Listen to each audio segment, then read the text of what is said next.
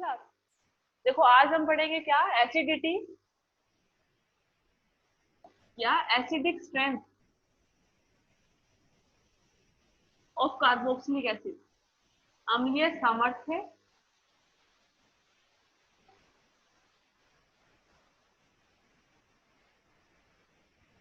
ठीक है, या फिर अम्लीयता। ये कार्बोक्सिलिक अम्लों की कैसी होती है, कम होती है, ज्यादा होती है, एल्कोहल के या एल्डिहाइड कीटोन के कंपैरिजन में कैसी होती है, वो हम देखेंगे। ठीक है, तो एसिडिटी होती क्या है, पहले एसिडिटी कोई मॉलिक्यूल कैसे दिखाता है, पहले ये बताओ।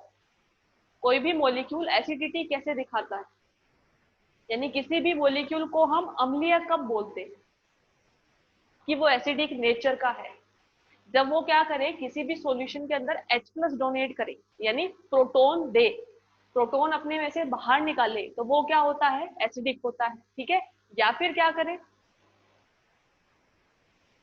इलेक्ट्रॉन को ग्रहण करे, तो वो भी क्या होता है, एसिडिक होता है।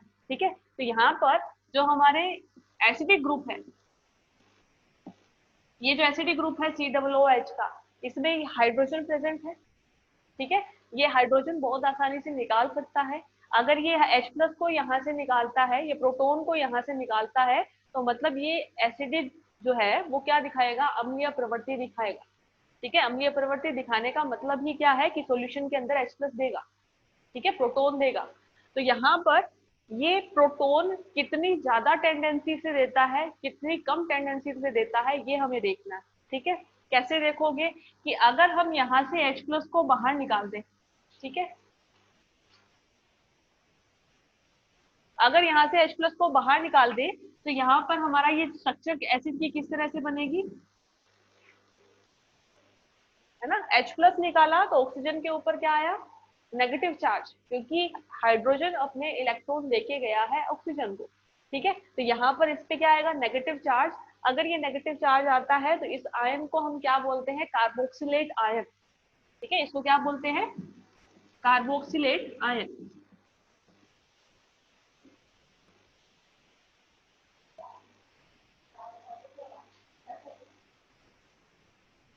ठीक, अब देखो हमने क्या किया, H+ को बाहर निकाला, इससे बना कार्बोक्सिलेट आयन।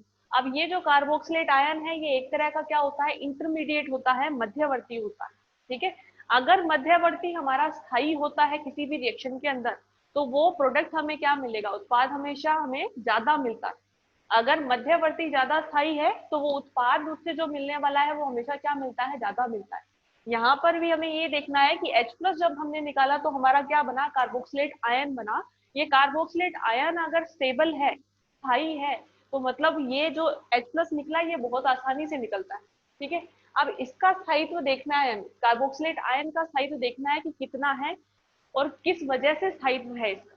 ठीक है, तो उसके लिए आपको क्या करना पड़ेगा, यहाँ पर इसकी रेजोनेटिंग स्ट्रक्चर्स बनानी पड़ेगी, अनुनादी संरचनाएं बनानी पड़ेगी कि कार्बोक्सिलेट आयन जो है वो स्थायी होता है किसकी वजह से, अनुनादी संरचनाओं की वजह से, रेजोनेटिंग स्ट्रक्चर्स की वजह से। ठीक है, तो इसकी रेजोनेटिंग स्ट्रक्चर किस तरह से बनती है, वो ड्रॉ करो आप। अनुनादी संरचना यहाँ पे किस तरह से बनती है, और इसी अनुनादी संरचना के कारण ये क्या होता है, स्थायी होता है। ये क्या है, इसकी रेजोनेटिंग स्ट्रक्चर है। क्या किया है हमने, इलेक्ट्रॉन को डीलोकलाइज किया है जो कि ऑल्टरनेट में है। ठीक है, एक बॉन्ड छोड़ के एक है, हमने क्या किया, इस नेगेटिव चार्ज को लेके आए कहाँ पे, इन दोनों के बीच में, यहाँ पे। ठीक है, और ये डबल बॉन्ड तोड़ा, इसके इलेक्ट्रॉन लेके गए ऑक्सीजन के ऊपर। तो ये दोनों एक दूसरे की क्या है, अनुनादी संरचना है। अगर इसका अनुनादी संकर बनाना होता है, रेजोनेंस हाइब्रिड बनाना है, तो कैसे बनेगा, हाइब्रिड को हम हमेशा 3 लाइन से शो करते हैं, 3 लाइन से, कि ये दोनों ही स्ट्रक्चर एक ही स्ट्रक्चर के अंदर हमें किस तरह से दिखेगी। तो देखो यहाँ पे क्या है, ये जो ऑक्सीजन है, इन दोनों ऑक्सीजन के साथ में क्या है, इस वाली फॉर्म के अंदर यहाँ पे डबल बॉन्ड है, और इस वाली फॉर्म में यहाँ पे डबल बॉन्ड है।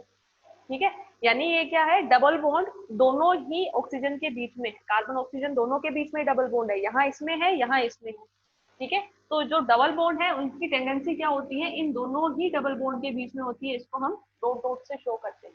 और दोनों में से अगर मान लो डबल बॉन्ड यहाँ है तो नेगेटिव चार्ज यहाँ होगा, अगर डबल बॉन्ड यहाँ है तो नेगेटिव चार्ज यहाँ होगा। अगर इसकी कॉमन स्ट्रक्चर बनानी है तो इसमें नेगेटिव चार्ज को हम इस तरह से दिखाते हैं। ठीक है, ये रेजोनेंस हाइब्रिड है, अनुनादी संकर है। ठीक है, तो जो कार्बोक्सिलेट आयन होता है उसकी जो एसिडिटी है, अम्लीयता है, वो किसकी वजह से होती है? इसके अनुनाद की वजह से, इसकी अनुनादी संरचनाओं की बनने की वजह से। ठीक है,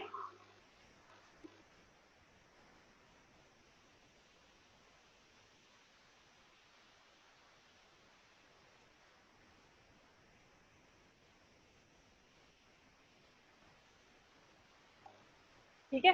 अब इसके बाद में एक चीज और आती है कि अगर हम एसिड की अम्लीय प्रवृत्ति को कंपेयर करें एल्कोहल की अम्लीय प्रवृत्ति से, तो एल्कोहल का फॉर्मूला क्या होता है?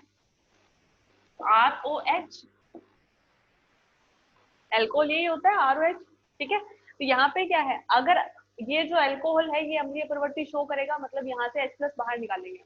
ठीक है, अगर यहाँ से H+ बाहर निकलता है तो ये क्या बनेगा? RO negative. ठीक है, एक तो आपका बना इंटरमीडिएट ये RO नेगेटिव, जो कि किससे बना? एल्कोहल से। एसिड से बना क्या? ये कार्बोक्सिलेट आयन। ठीक है, इन दोनों में से जो ज्यादा स्थायी होगा उसकी अम्लीय प्रवृत्ति भी उतनी ही ज्यादा होगी। ठीक है, तो अब इन दोनों में से कंपेयर करो कि कौन ज्यादा स्थायी है, ये या फिर ये।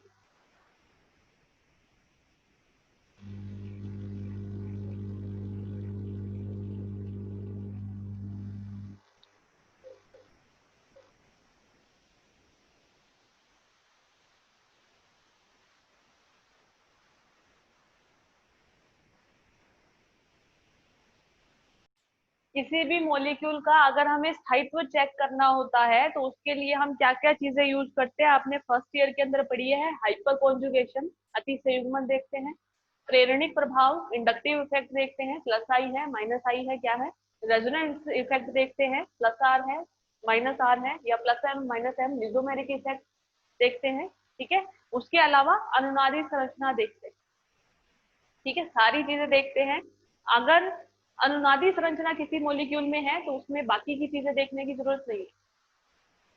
इंडक्टिव, हाइपर कॉन्जुगेशन, ये चीजें देखने की जरूरत नहीं है अगर हमारे पास रेजोनेटिंग स्ट्रक्चर है। तो यहाँ पर क्या है, एक तो ये आयन है आपका और एक कार्बोक्सिलेट आयन है, तो इसके अंदर इसकी अनुनादी संरचना बन सकती है क्या? RO नेगेटिव की अनुनादी संरचना बन सकती है क्या?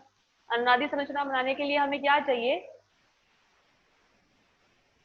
ऑल्टरनेट में डबल बॉन्ड चाहिए। इस नेगेटिव के ऑल्टरनेट में या तो डबल बॉन्ड हो, ठीक है, या लोन पेयर हो, इस तरह का कोई मॉलिक्यूल चाहिए। ठीक है, यहाँ पर इसके ऑल्टरनेट में कुछ भी नहीं है, सिर्फ एल्केन की सीरीज है, सिंपल।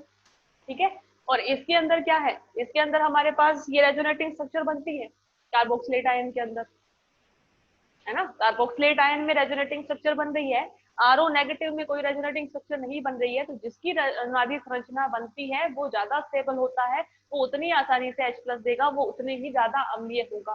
तो यहाँ पे ये एसिड जो है ये ज्यादा अम्लीय होता है then compare to alcohol. Alcohol की तुलना में ये एसिड जो है वो ज्यादा अम्लीय होता है।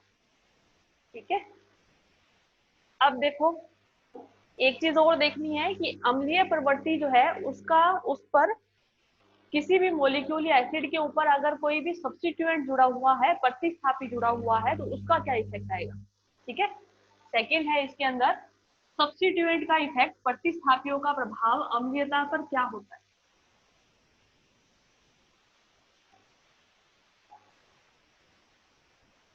इफेक्ट ऑफ सब्स्टिट्यूएंट,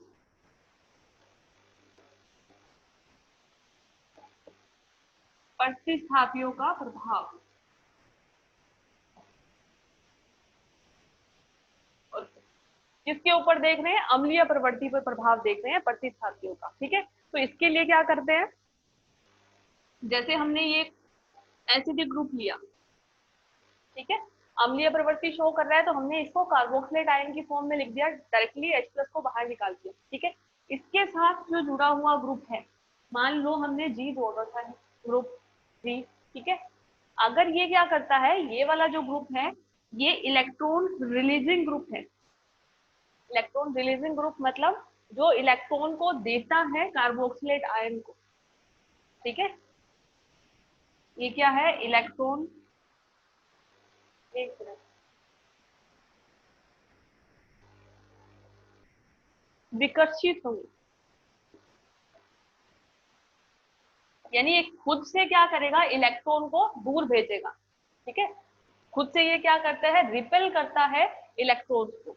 तो ये जो ग्रुप है ये क्या है, इलेक्ट्रॉन रिलीजिंग है, यानी ये इलेक्ट्रॉन को अपने से दूर भेजेगा, अपने से प्रतिकर्षित करेगा। तो ये क्या करेगा, ये इलेक्ट्रॉन को देगा इस कार्बोक्सिलेट आयन को। ठीक है, जब ये इलेक्ट्रॉन देगा इस कार्बोक्सिलेट आयन को, तो कार्बोक्सिलेट आयन के ऊपर पहले से क्या है, नेगेटिव चार्ज है। ठीक है, ये और इलेक्ट्रॉन दे रहा है, तो नेगेटिव चार्ज क्या हो जाएगा, बढ़ जाएगा।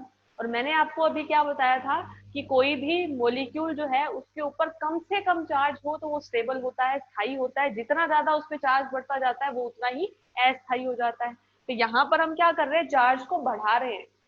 नेगेटिव चार्ज ऑलरेडी था, हम और इलेक्ट्रॉन दे जा रहे हैं, तो यहाँ पर चार्ज को क्या कर रहे हैं, बढ़ा रहे हैं। तो इसकी स्टेबिलिटी क्या हो जाएगी, कम हो जाएगी। तो इसकी अम्लीय प्रवृत्ति भी क्या हो जाएगी, कम हो जाएगी। यहाँ पर अगर हम इलेक्ट्रॉन रिलीजिंग ग्रुप जोड़ते हैं, ठीक है, इलेक्ट्रॉन विकर्षित समूह जोड़ते हैं कार्बोक्सिलेट आयन के साथ में, तो अम्लीय प्रवृत्ति क्या होती है, कम हो जाती है। ठीक है, अम्लीय प्रवृत्ति क्या हो जाती है, कम क्यों हो जाती है, क्योंकि ये कार्बोक्सिलेट आयन के नेगेटिव चार्ज को बढ़ा देता है। ठीक है, जितना ज्यादा चार्ज बढ़ेगा वो उतना ही ज्यादा अनस्टेबल हो जाएगा। ठीक है, अब अगर हम क्या करें, ऐसा कोई मॉलिक्यूल जोड़े, अच्छा इसका एग्जांपल देखो, इलेक्ट्रॉन विकर्षित समूह के एग्जांपल क्या होते हैं, जैसे आपकी एल्केन की कोई भी सीरीज जोड़ दो। ठीक है, मान लिया हमने यहाँ पे जी की जगह क्या लिख दिया, CH3, यानी मैथिल। तो मैथिल क्या होता है, प्लस आई इफेक्ट देता है, इंडक्टिव इफेक्ट, प्रेरणिक प्रभाव। प्रेरणिक प्रभाव क्या होता है कि ये CH3 यानी कार्बन जो है ये इलेक्ट्रॉन को देता है हमेशा अपने से दूर, है ना। प्लस आई इफेक्ट यही होता है कि कार्बन क्या देता है, इसे प्लस आई कहते हैं। अगर कोई मॉलिक्यूल इलेक्ट्रॉन को ले रहा होता है अपनी तरफ तो उसे हम माइनस आई से लिखते हैं। ठीक है, तो ये CH3 जो है इसका क्या होता है, प्लस आई इफेक्ट होता है।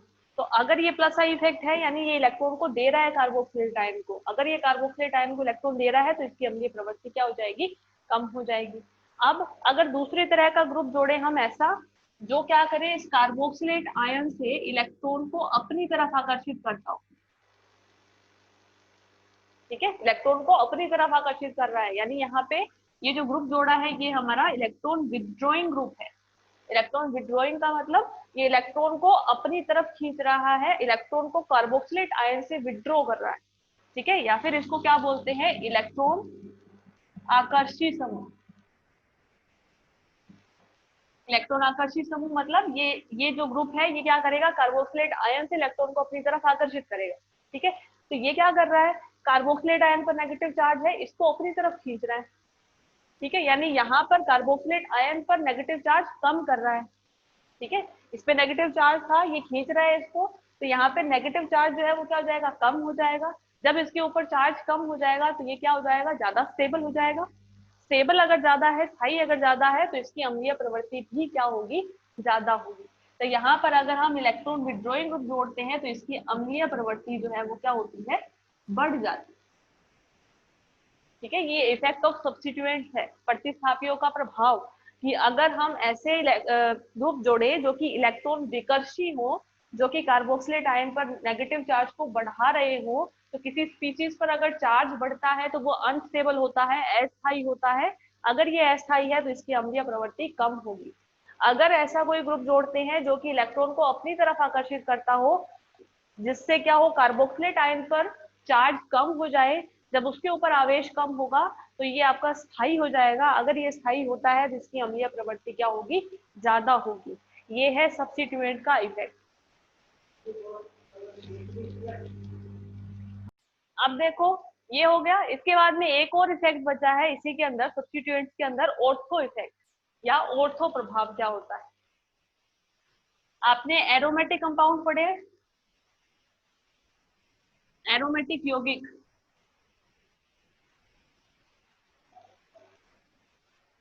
भूल गए।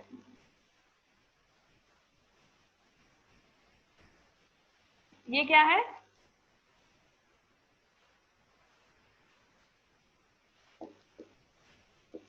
ये क्या है, ठीक है।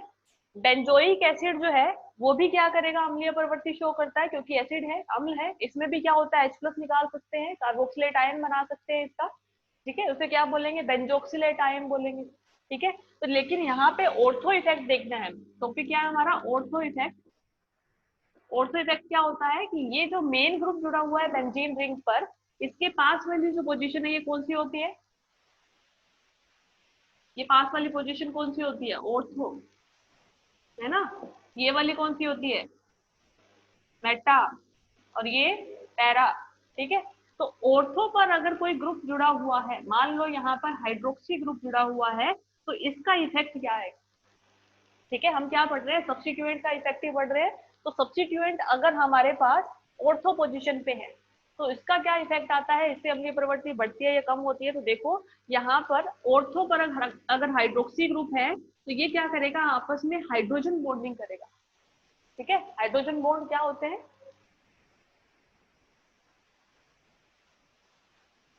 हाइड्रोजन बॉन्ड जो दो ज्यादा इलेक्ट्रॉन नेगेटिव मॉलिक्यूल के बीच में अगर एक हाइड्रोजन आता है तो उनके बीच में हाइड्रोजन बॉन्डिंग होती है।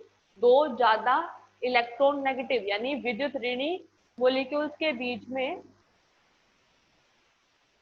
मॉलिक्यूल्स के बीच में अगर हाइड्रोजन आता है तो वो हमारा क्या होता है, ठीक है, हाइड्रोजन बॉन्ड होता है। तो यहाँ पे दो ऑक्सीजन है, इनके बीच में हाइड्रोजन है, तो ये हाइड्रोजन बॉन्डिंग कर सकते हैं, ठीक है। अगर ये हाइड्रोजन बॉन्डिंग करते हैं तो ये क्या होता है, ये जो कार्बोक्सिलेट आयन का कॉम्प्लेक्स है ये क्या हो जाता है, स्टेबल हो जाता है। कार्बोक्सिलेट आयन कैसे है, इस तरह से ना, अगर यहाँ से H+ को निकाले तो ये हमारा कार्बोक्सिलेट आयन बना, ठीक है। यहाँ से हमने, यहाँ पे क्या है, हाइड्रोक्सी ग्रुप है, तो ये जो है ये क्या करेगा, यहाँ पे हाइड्रोजन बॉन्डिंग करेगा, ठीक है। अगर ये हाइड्रोजन बॉन्डिंग कर रहा है तो ये मॉलिक्यूल क्या हो रहा है, स्टेबल हो रहा है, स्थायी हो रहा है, ठीक है। जब ये स्थायी है तो मतलब इसकी अम्लीय प्रवृत्ति भी क्या होगी, ज्यादा होगी, ठीक है, क्योंकि ये ऑर्थो पोजीशन पे है। अगर ये हाइड्रोक्सी ग्रुप मेटा पोजीशन पर या पैरा पोजीशन पर होता तो यहाँ पे क्या होता है कि ये जो कार्बोक्सिलेट आयन है ये हाइड्रोजन बॉन्डिंग नहीं बना पाता, क्योंकि इसकी डिस्टेंस ज्यादा हो जाती है, ठीक है। और हाइड्रोक्सी ग्रुप जो है इसकी दूरी इस कार्बोक्सिलेट आयन से ज्यादा होती है, इसकी वजह से यहाँ पर हाइड्रोजन बॉन्डिंग नहीं हो पाती है। हाइड्रोजन बॉन्डिंग सिर्फ ऑर्थो पोजीशन पे होती है। अगर यहाँ पे हाइड्रोजन बॉन्डिंग होगी, प्रेजेंट है, तो ये स्थायी हो जाता है और इसकी अम्लीय प्रवृत्ति ज्यादा हो जाती है, ठीक है।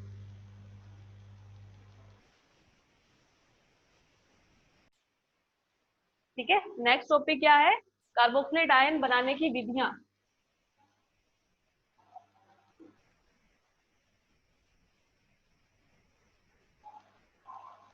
बहुत सिंपल सिंपल सी मेथड है।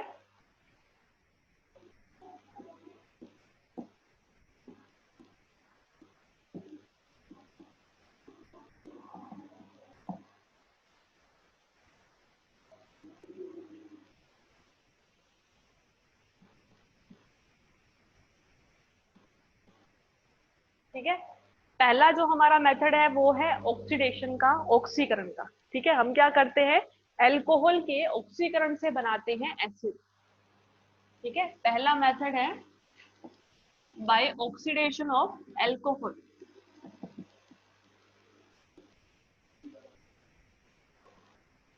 एल्कोहल के ऑक्सीकरण से,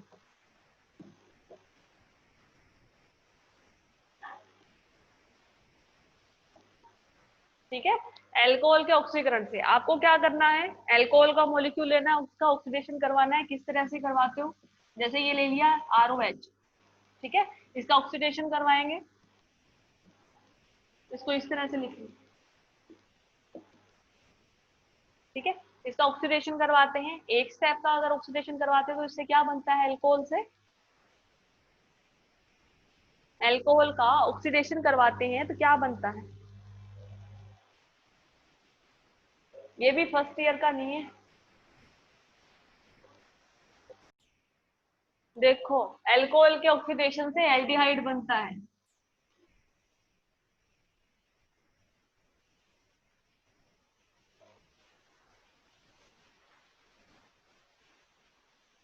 एल्डिहाइड का आगे ऑक्सीडेशन करवाते हो क्या बनता है, एसिड बनता है,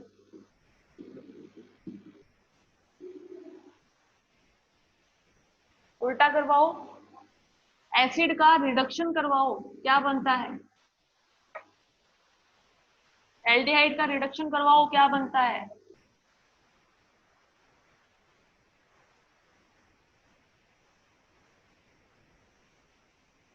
इसका जो मेथड है उसके लिए क्या है, हमें यूज करना होता है कोई भी ऑक्सीकारक। ऑक्सीडेशन करवाने के लिए क्या यूज करते हैं? ऑक्सीकारक, ऑक्सीडाइजिंग एजेंट। ठीक है, तो ऑक्सीडाइजिंग एजेंट जो है वो यहाँ पर हम पोटेशियम क्रोमेट यूज कर सकते हैं, ठीक है, विद एसिडिक मीडियम, अम्लीय माध्यम के साथ। पोटेशियम पर मैग्नेट KMnO4 यूज कर सकते हैं, ठीक है।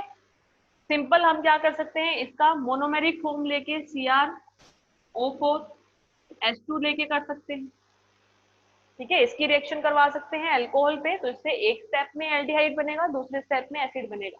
इसकी मैकेनिज्म है पूरी, वो कल वाली क्लास के अंदर पढ़ेंगे, ठीक है।